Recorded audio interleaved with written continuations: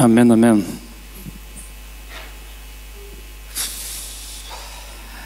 Šiandien rimta bus. Rimta bus tau. Nes žodis bus tau. Ir vadinsis pasiduok šventai dvasiai. Tiesiog pasiduok. Ir aš bandysiu jūs tuo įtikinti, kad verta pasiduoti. Iš tikrųjų, šlovinimas irgi buvo labai stiprus. Jeigu pasidavė šventai dvasiai. Jinai jau dabar ruošia tavo širdį, kad tu ją priimtum. Jau dabar. Ir aš beveik neturėjau žodžio iki pat dabar. Tiksliau, turėjau senai širdį ir tenai žinojau, kad be šventosios dvasios mes nieko negalim nuveikti dėl Dievo. Net pasakyti, kad Jėzus yra tavo viešpats, neparagintas šventosios dvasios, tu negali. Nepratarsi žodžių, neturėsi jėgos net tai išpažinti. Bet jeigu tu tiki, tu šiandien neišeisi tuščias. Ir aš šiaip nedažnai tai kalbu, arba niekada dar nesu kalbėjęs, nes aš galvau šlovinimo metu, kaip viskas turi atrodyti. Kaip viskas pasibaigs, tik aš nežinau, ar man pavyks visą tai padaryti. Nes man tai yra išbandymas, galim pasakyti, bet taip pat ir tau. Nes 1 Samuelio 10:6. 1 Samuelio knyga 10:6. Ten yra kalbama taip: ant tavęs nužengs viešpaties dvasia ir tu pranašausi kartu su jais ir tapsi kitu žmogumi. Jeigu nori, kad Dievas pakeistų tavo gyvenimą, tau reikia viešpaties dvasios. Tau reikia, kad tave pripildytų šventoji dvasia. Ir tai gali būti šiandien. Tu jausi visą tarnavimą, visą žodį, tave ragins šventoji dvasia. Tu tiesiog viduj jausi tą degimą, tą jaudulį, nežinau net kaip pasakyti. Nes aš kaip prisimenu, pirmą kartą, kai gavau dvasios krikštą, tai buvo, aš taip to troškau. Ir dvasia nužengė. Ir mane pakeitė. Prieš, 7-8 metus. Bet to jausmo tu nori vėl. Tu nori tos ugnies. Šventoji dvasia ruošia pamokslais, viskas seka. Ir šiandien yra ta diena, kai šiandien išsilie šventoji dvasia. Klausimas, ant tavęs ar ne ant tavęs? Jį jau liejas. Apaštalų darbuose 1 skyriui 8 eilutėj yra tokie žodžiai, kad kai ant jūsų nužengs šventoji dvasia, jūs gausite jėgos ir tapsite mano liudytojas Jeruzalėje ir visai Judėjoje bei Samarijoje ir lik pat žemės pakraščių. Lietuva yra taip pat lik žemės pakraščių. Ir tas žodis yra tau. Kai ant tavęs nužengs šventoji dvasia, tu gausi jėgos. Tu gausi jėgos. Tu nebijosi, tu kalbėsi. Tu liūdisi, tu melsies, tu šauksies. Tau bus visiškai vienodai, kūniškai, kas į tave žiūri, ką jisai galvoja, kas ten ką šneka, kas ten kam patinka, kas ten kam nepatinka. Tu gausi jėgos ir darysi Dievo darbus. Nes šventoji dvasia per tave jos darys. Ir Teisėjų 14 skyriui 5 ir 6 eilutės, ten yra kalba apie Samsoną. Reiškia, mes daugelis, kas skaitėm Bibliją, žinom, kas buvo Samsonas. Ir kai aš girdžiu dažnai per pamokslą, kad mes žinau, kad ne visi žino tam tikrus personažus ir istorijas. Ir sakom, namie pasiskaitysi ir žinau, kad vis tiek nepasiskaito žmonės. Bet Samsonas turėjo milžinišką jėgą, fizinę jėgą. bet todėl, kad jo tėvai vykdė nuo pat gimimo Dievo duotus įsakymus. Jis nevalgė vynuogių, ten nedarė to, buvo Nazareno įžadas ir ten kiti dalykai. Tai trumpai buvo tai, kad Samsonas buvo išrinktas Dievo ir turėjo didžiulę jėgą. Bet čia parašyta, Samsonas su tėvais ėjo į Timną.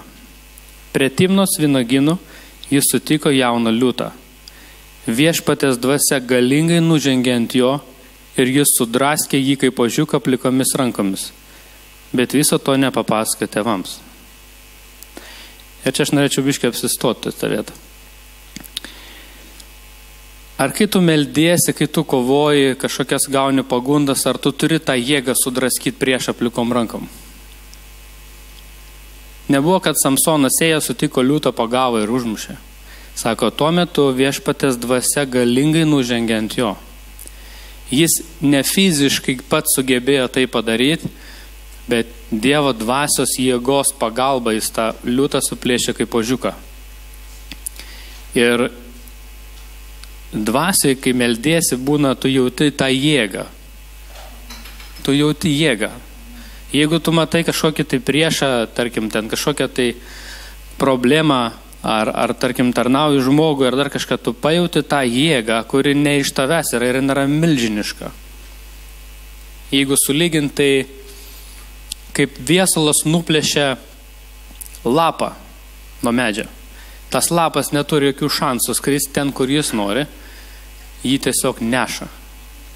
Ir kai aš prisimenu tokius, keletą tokių buvo ant tiek galingų tarnavimų, ar konferencijų, ar tiesiog paprastai bažnyčiai, žmonės tiesiog klupdavo, verkdavo, nežinau, tiesiog tu jauti, kad šventoji dvasia liečia. Ir ten net nebeprisimeni, kur kas sėdėjo, kur kas stovėjo, kur ten kas buvo, visi vieningai šlovino, visi vieningai meldžiasi, vieni deda rankas ant kitų, ten nebėra jokių žmogiškų supratimų, galima, negalima, reikia, nereikia, tu tiesiog jauti jėgą, tu tiesiog jauti ugnį, tu dedi rankas ir po to, po visko, kai viskas atslūksta, 6-7 žmonės būna gavę šventą dvasią. Ir jie tokie stovi, tokie, kas čia buvo čia, toks net, klausiu tu jo, jis pats nesupranta, kas čia buvo, bet toks, šneka kalbom kažkokiom, kažką dreba, atsistojęs, verkia, kiti verkia, ištisai negali sustoti. Tai yra šventoji dvasia. Tai yra ta patirtis, kurios tau reikia kiekvieną dieną. Ne visada jin būna. Kartais būna stovi ten, aleliuja, aleliuja. Einu namo galvoj, ten mėsą reikia išsivirti, ten kažką papjausit, nudažyti sieną. Nebūna kartais tos tokios, bet šiandien bus tau. Ir aš žinau, kad bus. Nes man dabar jau kontuzija, galim sakyti, neša. Ir aš žinau, kad aš dalinsiu tą šventą dvasią su tuo, kas neturi jos. Ir žinau, kad aš ne vienas čia toks, kuris jau spirga. Ir mes tik dar pakaitinsim orą. Ir esmė ne žodis dabar. Būtent kaip sakė per paaukojimus Alina, kad ne kad žodis tarnavimas tas, ten aukojimas tas maldas skirstomės. Ne. Ne. Tu turi jaust jau dabar, tu turi jau dabar matyti save priekį ant kelių. Jau dabar. Tu jau turi žinoti širdį, viskas, aš tik eisiu, pakviesi priekį, bėgu aš pirmas, viskas. Ir turi suprasti, nėra jokių technikų. Nėra jokių maldos, stebuklingų žodžių, technikų, gestų, tarnautojų, kažko triukų. Nėra to. Jeigu tu širdį dabar jauti jau tokį jaudulį, tu išeis ir viešpats išlies ant tave savo dvasią. Kaip per sekmines. Jie net nežinojo, kas tas yra. Jėzus išėjęs sako, aš jums atsiųsiu, guodėja, padėjėja, aš jums atsiųsiu. Jie galvoja, gal ateis kažkas dar kažkoks pranašas, dar kažkas. Jie net neįsivaizdavo, kas įvyks. Ir sako, kaip ugnies liežuviai buvo virš kiekvieno iš jų. Kiekvieno. Apie 120 žmonių meldėsi. Mūsų čia tiek net nėra. Ir ant kiekvieno nužengė šventoji dvasia. Nepaklausi, sako, tuk, gal tu norėtum? Ai, ne, mane palikit. Ant 119 nuženkit, aš tiesiog einu biškį pabūsiu kur nors. Reiškia, dabar galbūt nebus, jeigu tu nepasiduosi šventai dvasiai, nebus tam nieko. Stovėsi ir žiūrėsi ir galvosi, ko čia tai žmonės verkia atsistoja. Ko jie čia klūpi dabar atsiklaupia, kas jam yra. Gal jie prisidirbė ten belė kaip. Bet jeigu tu pajausi, kad tave liečia ir tave ragina, tu krisi ant kelių net neprisiminsi. Tu kelsi rankas ir šlovinsi Dievą, sakysi, Jėzu, aš tave myliu, aleliuja, šlovė tau ir visa, kas tavo galvoje yra, tu dėkosi jam, užsimerkęs, net nematydamas, kas aplink vyksta. Ir jeigu tada ant tavęs kažkas uždės ranką, tu pajausi tokią ugnį, kad niekad nejautėjai. Ir tik tada tu suprasi, ką reiškia atgimti iš dvasios. Tik tu tada suprasi, ką reiškia tą ugnį užžiebti savyje. Tu tada išeisi iš čia ir spirgėsi, galvosi, reikėtų už kažką pasimelsti. Reikia atsiversti kažką tai dar paskaityti. Reikia gal kažkokią šlovinimą pasileisti, nes aš atgimęs negalėjau klausyti kitų dainų, tu mane mylėjai, aš taip netikėjau. Aš tiesiog kiekvieną kartą klausiau giesmes ir ten Dieve, atverk mano širdį, paliesk mano širdį, atverk man akis. Ten tokie žodžiai buvo giesmėse, aš jos sukau, nes ta meilė, ta pirmoji meilė, jin tave veda. Tu gali važiuoti, skristi, ten melstis ištisai, nevalgęs, nei gėrės, ten papaštalai nei valgė, nei gėrė, ten melsdavas, varydavo demonus, varydavo tas ligas, matai stebuklus, dar nori, dar kas, dar ateikit tada. Tai klausimas, ar užteks tau tikėjimo? Ar tu viską pažvelgsi, kad čia jie susirinkę, čia kažkokie triukai. Aš kažko nejaučiu, gal ne šiandien, gal kitą dieną. Šiandien. Dabar. Ar tu trokšti, kad dabar į tave išsilietų viešpaties dvasia? Tiesiog dabar. Dievui nėra jam kažkokių rankų, atstumų, laiko. Jis dabar liejasi tave, jau liečia tavo širdį, aš jau tai žinau. Jau dabar. Ir 1 Samuelio 16:13 yra vieta apie Dovydą. Šiaip apie Dovydą labai gerą, vis laik skaityti yra beveik. Keletas ten tik lepsusų buvo įvykę. Bet jis labai karštai melsdavas. Jisai šlovindavo. Jam buvo visiškai vienodai žmonės. Jis ten šokdavo savo prieš Dievą. Yra ko pasimokyti. Ir 1 Samuelio 16:13 Samuelis paėmė ragą su aliejumi ir jį patepė tarp jo brolių. Ta diena viešpatės dvasia nužengė ant Dovydo ir pasiliko su juo. Samuelis sugrįžo į Ramą. Samuelis buvo pranašas, kuris tiesiog patepė Dovydą. Ir šventoji dvasia nužengė ant Dovydo ir pasiliko su juo. Ir mes žinom, koks buvo toliau Dovydo gyvenimas. Ką padarė Dovydas. Ir klausimas, ar tu nori, kad tave kas nors pateptų? Ar tu nori, kad šventoji dvasia išsilietų ant tavęs ir pasiliktų ant tavęs? Kad pripildytų tave ir tiesiog tekėtų, degtų ir keistų tave ir visus aplink tave. Ar tu supranti, kad ne iš savęs žmonės daro Dievo darbus? Jeigu žmogus meldžiasi ir tūkstančiai žmonių krenta po kojom, tūkstančiai žmonių priima Jėzų į savo širdį, tai ne tas žmogus čia kietas. Tai šventoji dvasia liejasi. Tai šventoji dvasia minkština širdis. Tai šventoji dvasia, kuri nužengia, kuri duoda jėgą ir sako, tu tapsi kitu žmogumi. Kitu tai reiškia tave pakeis ir nebetkeis. Ir tu eisi vis daugiau ir daugiau turėdamas jėgos. O ne klupinėdamas arba atsisakinėdamas atgal ir kovodamas su tom pačiom problemom iš naujo. Nes Jėzus jas visas nugalėjo ant kryžiaus. Ir už tave nugalėjo. Tai klausimas, ar tu tiki? Ar tu pasiemi tą jėgą, ar tu pasiemi tą šventąją dvasią, ar tu šaukeisi bent kada nors atsistojęs prieš bažnyčią viešai, sakai, viešpatie, išliek savo dvasią ant manęs. Ar tu sėdi kamputį ir galvoji, čia ten kviečia į priekį, ten einate žmonės, ten gal kada nors ir aš išeisiu. Ar tau buvo kada nors vienodai? Ar tu atsimeni tokį tarnavimą, kai tau buvo vienodai?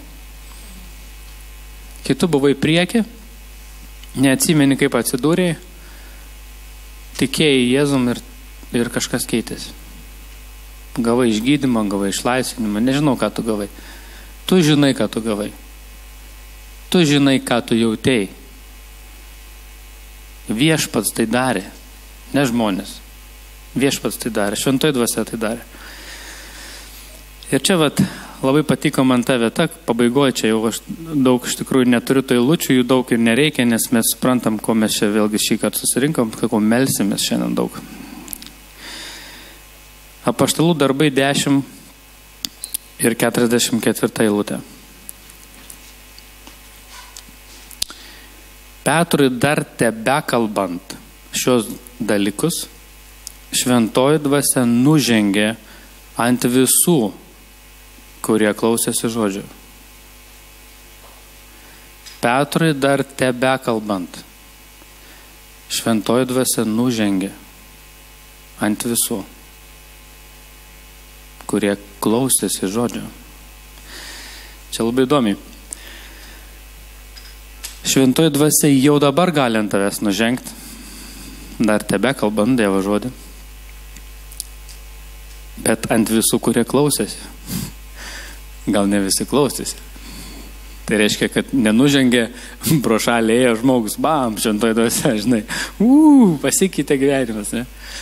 Ta prasme, jeigu tu širdį jau dabar nori, Dievui nėra laiko, nėra atstumo. Nereikia kažkokių daryti ritualų. Nors išėjimas į priekį ir priklaupimas yra labai rimtas gestas, kad aš esu pasiruošęs viešpatė. Kad man nesvarbu, kas į mane žiūri, kad man svarbiausias esi tu. Tas viešumas, dėl ko kartais žmonės išeina į priekį ir kažką gauna, neišeina, negauna, yra svarbus.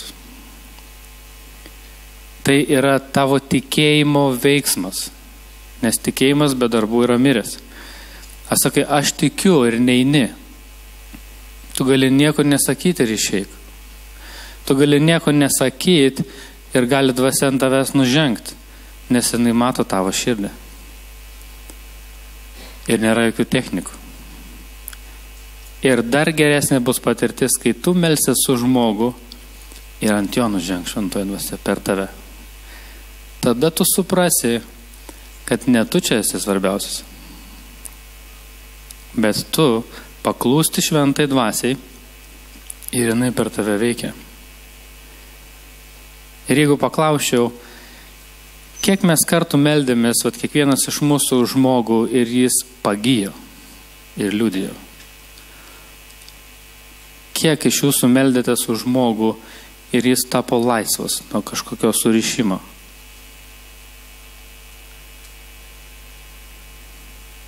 Kiek per jūs šventoji dvasia yra atgimusių žmonių.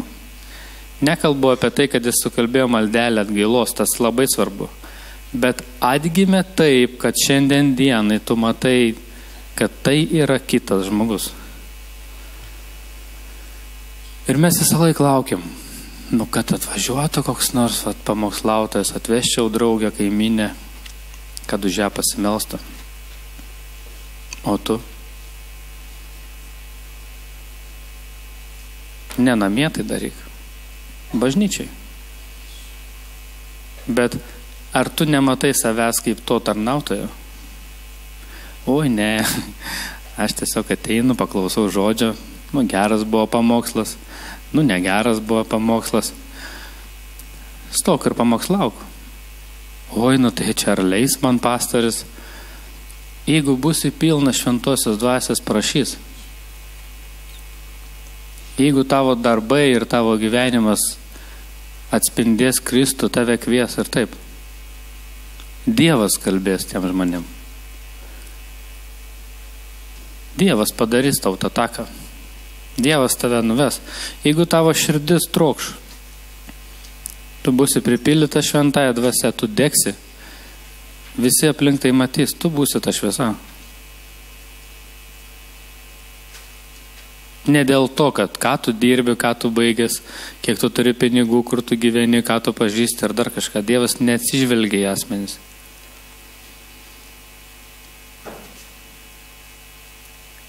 Jeigu kažkas esat gavę šventosios dvasios krikštą 10, 15, 20 metų atgal, jūs iki šiol prisiminat tą laiką.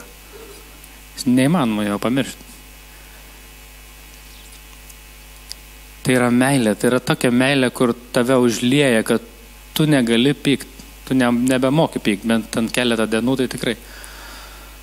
Tu tiesiog skraidai, tu eini, ten galvoji, visiškai, absoliučiai tu pamiršti tas problemas, kur turėjai. Bet vėliau gęsta. Man patiko toks pavyzdys, sako, aš neįsiu į bažnyčią, aš ir taip namie pasimelsiu. Tai įsivaizduok židinį ir pagaliai besta į židinį, kai tu ištrauki, kiek ilgai jis dega. Jis pradeda smilkti, rūkti, smalkės tokias prasideda ir jis gęsta. Ką tu reikia padaryti? Tau reikia vėl bakstelti į ugnį, į židinį, į laužą ir vėl tada jis dega. Kaip fakelas, kiek ilgai fakelas dega.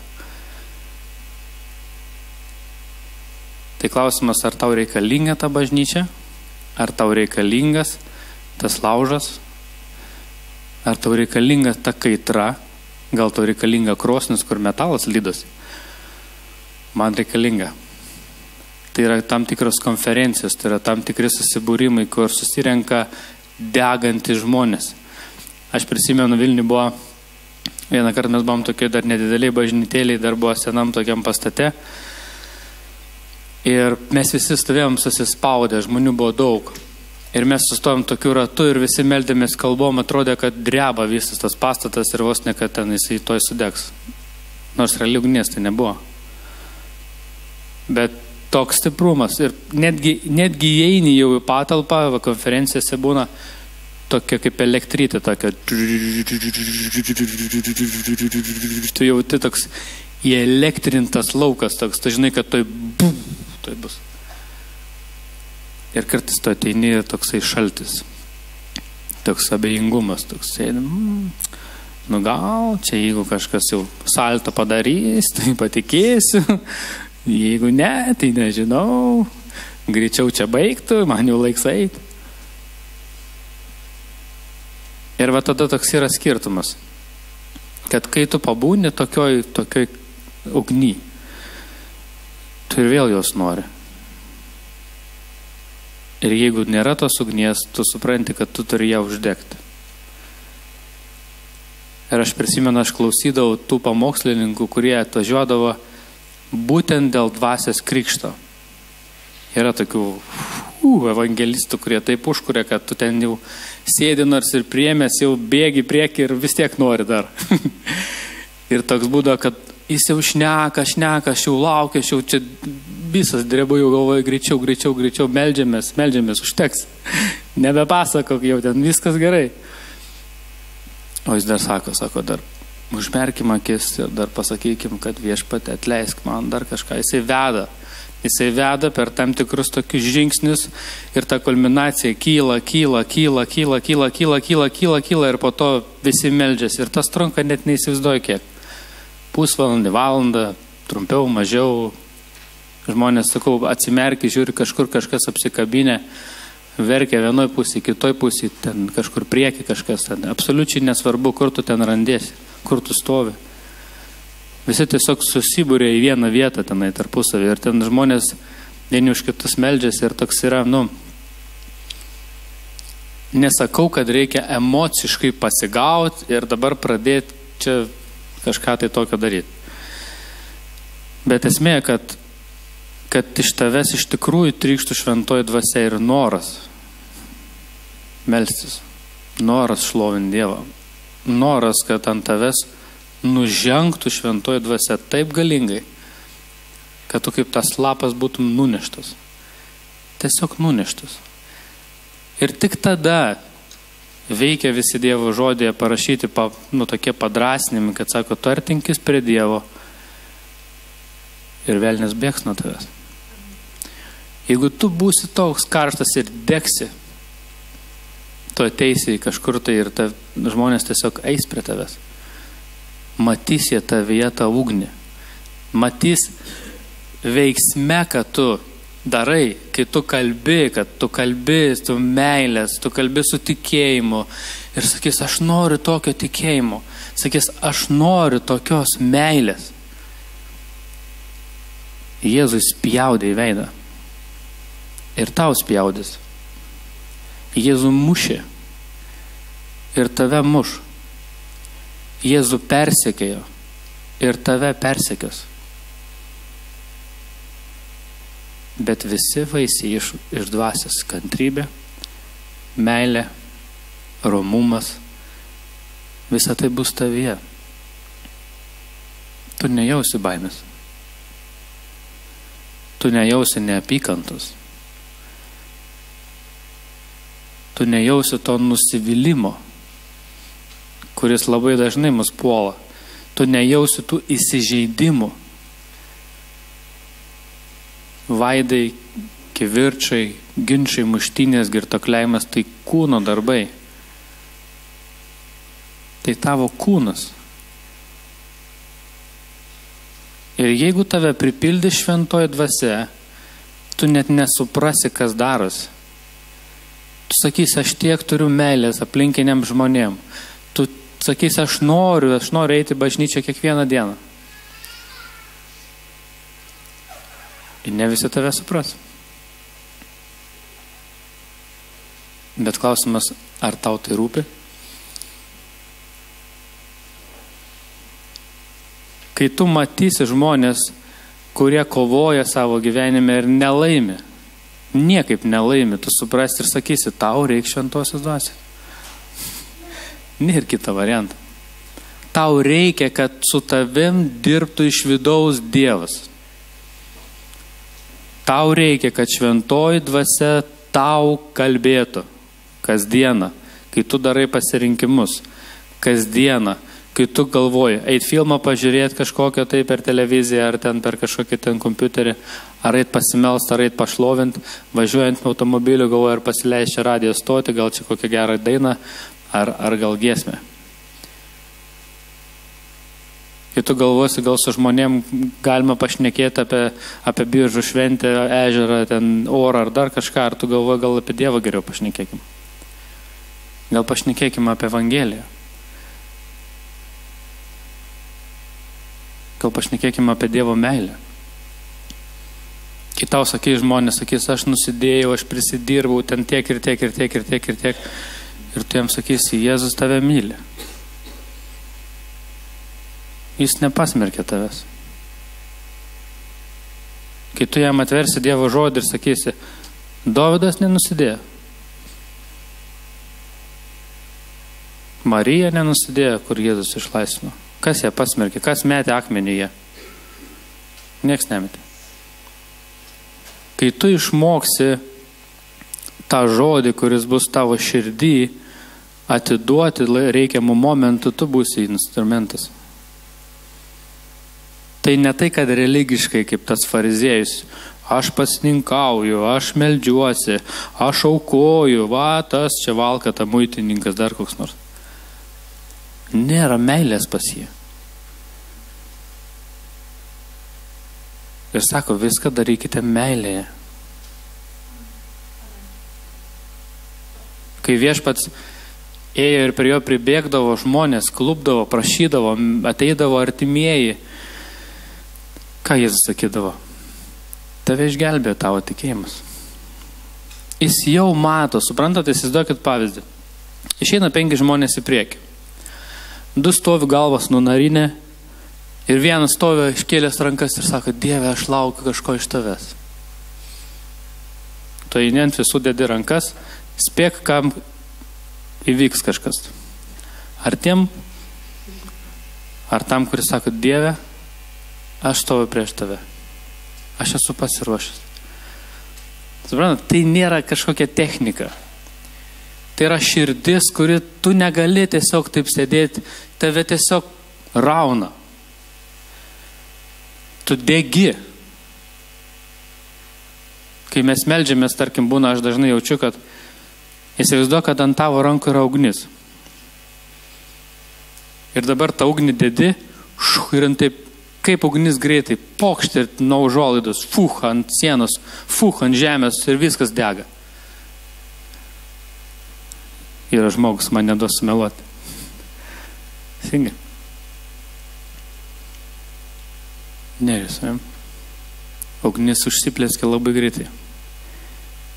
Šventoji dvasia yra ugnis. Nuo vieno prie kito, nuo vieno prie kito ir visa bažnyčia dega. Dega kuom, dega meilė, dega tikėjimu, dega dvasia. Ne fiziškai degam. Dvasia dega. Ir degantis žmogus, jo akis šviečia. Jisai stovi toks visas. Melskimės dabar, greičiau. Suprantat? Ir kai žmogus nedega, jis toks stovi abejingas, toks šaltas. Toks. Pasimelskit už mane. Dievas ir taip žino. Jis žino. Bet tavo širdis jau neteisinga. Ir greičiausiai tu nieko negausi. Nebent besimeldžiant, tave pradės liest, tu pradėsi kelt rankas ir tu matai, tas žmogus po biškį atsiveria. Bam. Nužengė šventoji dvasia. Ir kas gaunasi? Tas žmogus tampa kitu žmogumi. Tas žmogus gauna jėgos. Jis atėjęs kitą dieną pradeda liūdėti, aš neberūkau. Dar kitą dieną jis ateina ir sako, aš dabar ateisiu ne tik sekmadieniais, ateisiu trečiadieniais. Jis ateina ir sako, žinok, skaičiau Bibliją, man taip patiko ten ta istorija apie Samsoną, kai jis plikom rankom sudraskė liūtą. Jis sako, ar tu turi kažkokių giesmių? Aš jau visas perklausiu, man atsibodo, aš nebežinau naujų. Tu matai, kad žmogus dega. Tu matai. Tau nereik nieko klausti, kaip tu gyvoji. Jis sako, aš žiūrėjau ten kažkokią konferenciją, ten pasileidęs YouTube, priklaupiau prieš televizorių ir pradėjau melstis. Kas taip atsidarė? Aš taip įtikėjau. Aš taip pat gailos maltą meldžiausi.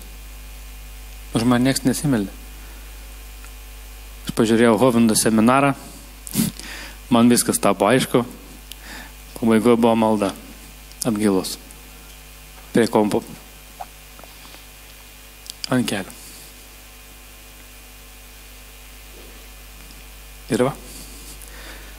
Pasikeitė gyvenimas. Kažkam atrodo, kad man kuku, kažkam atrodo, kad ne. Niekad pasaulis tavęs nesupras. Ir nereik nusivilti, kad tavim netikės. Jėzus sako, manim netikėjo. Jėzus kalbėjo tautai kietasprandžiai per pranašus, per Jeremiją, sako, jie manęs neklauso. Tu nori, kad jie tavęs klausytų. Žmogaus. Jie neklausys. Kietasprandžiai, kietaširdžiai žmonės. Bet kai tu matai, kai liudija, tarkim, reabilitantai, sako, aš sėdėjau kalėjime ten 15 metų, buvau sudaužęs 20 galvų už nieką, buvau pavogęs, ten pridaręs, narkotikus vartojau tiek metų ir tu matai, stovės prieš tave visiškai kitoks. Kaip bomžai tai yra internete. Visiškai bomžai stovi po to su kaklaraiščiais, tu paaiškink man. Savo psichologiją, filosofiją, edukologiją, pedagogiką, ko tik nori, tai yra neįmanoma. Tai yra įmanoma tik tai per šventąją dvasią. Tik tai per Jėzų, kuris ateina į to žmogaus gyvenimą ir pradeda su juo dirbti. Tik tai per žmonės, kurie turi Dievo meilę ir parsiveža namo ir išmaudo tą žmogų. Tik tai per žmonės, kurie apskritai pamato tą bomžą ir meldžiasi už jį metų metus, kol tai įvyksta. Tai nebuvo taip, kad jie aprengė, nuprausė, pastatė, uždėjo kaklaraištį ir nufilmavom. Žmogus matosi iš veido pasikeitęs. Akis kitokios. Ir tada klausimas. Ar tu nori, kad šiandien tave pafilmavus po 5 metų tu atrodytum kaip kitas žmogus? Akis šviestų. Turėtum jėgos. Turėtum tos meilės, tu spinduliuotum. Šypsena neatsitrauktų tau nuo veido. Ir tu sakytum, liudytum, sakytum, tai Viešpats padarė. Tai Jėzus mane prilėtė. Jis išliejo ant manęs tą dieną šventąją dvasią. Ir tu pasakotum, sakytum, stovėjau, jaučiau tokią meilę, jaučiau tokį tikėjimą. Nebejaučiau jokios neapykantos, nebejaučiau jokio pykčio. Skausmai kažkokie kažkur buvo nugaroj rankose, ten dar kažkur ten dingo. Galva skaudėjo prieš tarnavimą, po tarnavimą, atrodo, kad žemės kojas neliečia. Ar tu nori visą tai patirti?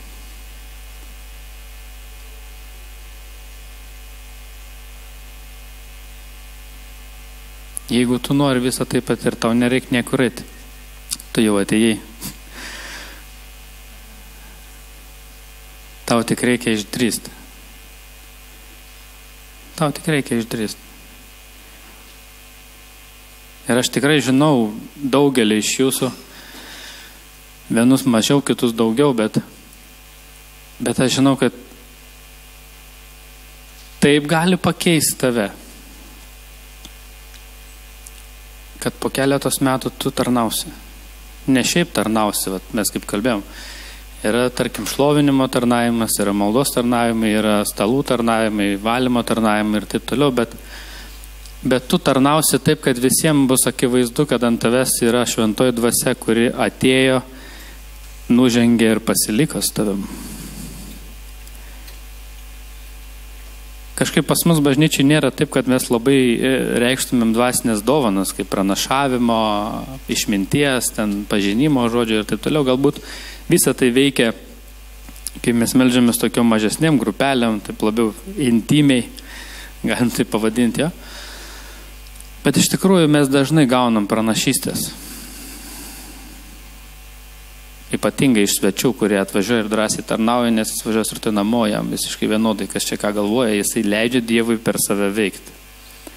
O mes galbūt susistabdom kartais save ir galvojam, čia kažkaip galvojau kažką, bet galvoju, gal tiek to. Ir tai yra iš tikrųjų galbūt sunkiausia. Kad tu čia gyveni, tave čia visi mato ir tu čia šiandien rankas kelsi, o ką tada rytoj reiks daryti? Visi žiūrės tave, emocijos atslūks, sakysi, reikėjo man ten tą priekį eiti. Dėl to geriau nuvažiuoti kur nors konferenciją, kokią toli, kur nors ten, žiūrų Marių. O, ten sakai, Dieve, liesk mane, o ten nieks nevyksta, ne? Iš tikrųjų reikia suprasti tai, kad kai tu užmerki akis ir kai tu esi dvasioje, tas irgi nėra techniškai niekaip paaiškinama. Tu esi dvasioje. Tu matai tam tikrus regėjimus. Tu, vadinkim tai kaip sapną, ne? Ta prasme, tu sapnuoji dieną. Tu stovi prieš Viešpatį, tarkim, prieki čia meldiesi. Ir šventoji dvasia tau primena kažką tai. Iš vaikystės, iš jaunystės. Gal kažkokie momentai buvo. Ir vienoj knygai buvo visai neseniai, kad, reiškia, žmogus sapnuodavo košmarus. Jisai gyveno Puerto Rike ir ten labai yra didelis okultizmo užsiminėjimas, žmonės dėl pinigų tai daro. Ir jo tėvai buvo tie žmonės, kurie užsiminėdavo visais tais būrimais, ateities spėjimais ir taip toliau. Ir jisai buvo labai išsigandęs, kaip per žmonės šnekėdavo dvasias, ten visokius dalykus negerus. Ir jis pabėgo iš tėvų namų, gyveno visiškai atskirai. Ir jį vis laik pasivydo košmarai, kad jis tęsia namuose, ten kažkas vyksta. Ir kai jisai įtikėjo ir atidavė savo gyvenimą Jėzui, jis sapnavo sapną, kad jisai stovi ant to kalno, kurio jo namas, bet nebebuvo košmaro. Buvo lygiai tie patys sapnai, bet visiškai kitokio pobūdžio. Ir jis parvažiavo namo, sušaukė visus ir pamokslavo. Liudijo. Tėvų namuose. Ir žmogus, kuris išėjo į priekį, buvo jo mama. Ir jinai priėmė Kristų. Tėvas buvo labai negatyvus, stovėjo kampe, bet priėmė dar 2 broliai. Ir klausimas, ar tau užtektų drąsos?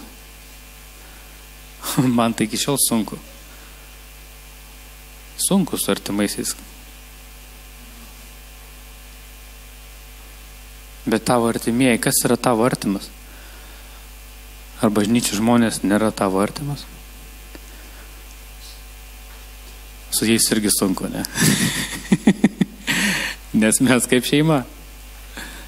Teisingai sunku. Tai ką darom? Važiuojam tarnauti į Kauną, į Vilnių, į Panevėžį, Klaipėdą, nežinau, į Bauskę, į Rygą. Klausimas, ar važiuoji? Ar dažnai važiuoji? Ar turi žmonių, kurie gyvena užsienyje? Ar tu jiems kalbė apie Jėzų? Suprantat? Ar tau trūksta tos jėgos? Ar tau trūksta tos drąsos? Ar tau trūksta to užsidegimo, ar tu galvoji, pareini namo valandą ir jau viskas jau baigėsi? Ar tu taigi? Ar tau kalba šventoji dvasia, ką tu turi daryti? Ir tu nedarai. Ar tu šaukiesi Viešpaties, ar esi pakėlęs balsą iš tikrųjų? Nes šauktis negali ten, Viešpatie. Šauktis yra šauktis. Kartais, kai šlovinam ir dainuojam, toks jausmas, kad tu taip pakelsi balsą, kad čia kažkas iššoks. Būna taip. O jeigu dvasiai meldės, tai ir taip būna. Ir pamiršti, kur ta giesmė ten baigėsi, prasidėjo, tu tiesiog atsijungi trumpam ir tu šiek tiek taip kilsteli, atrodo, tu pat atsistoji, jeigu būni priklaupęs, atrodo, kad 4 metrų aukščio toks stovi. Reiškia, būtent tą jausmą dvasiai reikia patirti. Būtent tą jausmą. Ir jeigu tu jauti dabar, kad tave liečia, eik į priekį, jau dabar. Lip per save. Lip per kūną, čia galim sustoti visi. Nužengs. Šventoji dvasia nužengs ant kiekvieno, kuris klausosi, kuris kels rankas ir šauksis. Tu būsi pripildytas. Čia yra vieta, bažnyčia, čia yra ta vandens srovė. Čia yra ta šaltinis. Nieks ant nieko rankų galės net nedėti. Pamatysi, lėjas ir be rankų. Esmė, kiek bus tos vienybės. Kiek bus tos drąsos. Kiek to noro, kad tai aš. Aš, Viešpatie, šiandien aš esu pasiruošęs žengti į priekį. Dėl tavęs. Jau galima eiti į priekį.